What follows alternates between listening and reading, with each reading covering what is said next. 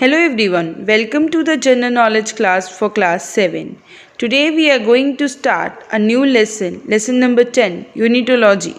Units are the names adopted for a universally unified self-consistent system of measurement accepted throughout the world. The units are of two types, fundamental units and derived units. Fundamental units, quantities which are not related to one another and cannot be expressed using other quantities. Such quantities are fundamental quantities. The units of fundamental quantities are the fundamental units. The system based on these fundamental units is the International System of Units. Its short is SI units. For example, length, mass, time. Derived units, units which are expressed in terms of fundamental units or those units which are dependent on fundamental units are derived units. For example, area, volume. Salient features of SI unit. Unified units, internationally accepted, adequate to express all the physical quantities. The International System of Units (SI) defines 7 units of measure as a basic set from which all the SI units are derived. The SI base units and the physical quantities are meter m for length, kilogram kg for mass, second s for time, ampere A for electric current, Kelvin K for temperature, candela CD for luminous intensity, mole MOL for the amount of substance. Symbols are written in a lowercase except when the names after person. Let's discuss more about the different types of units. The electric current is measured in ampere. The ampere, often shortened to amp, is a base unit of electric current in the International System of Units (SI). It is named after Henri Marie Ampere. The quantity of heat is measured in calorie. A calorie is the amount of heat needed to raise the temperature of 1 gram of water by 1 degree Celsius. In other words, we can say that calorie is a unit of energy. The coulomb is a standard unit of electric charge in the International System of Units (SI). It is named after Charles Augustin de Coulomb.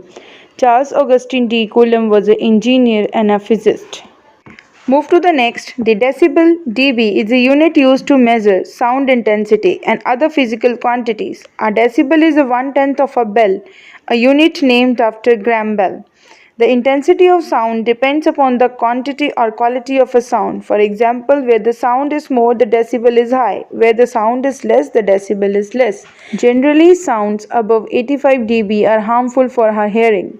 The hertz, the symbol Hz, is derived from unit of frequency in the International System of Units (SI) and is derived as 1 cycle per second. It is named after Heinrich Rudolf Hertz, the first person to provide conclusive proof of the existence of electromagnetic waves.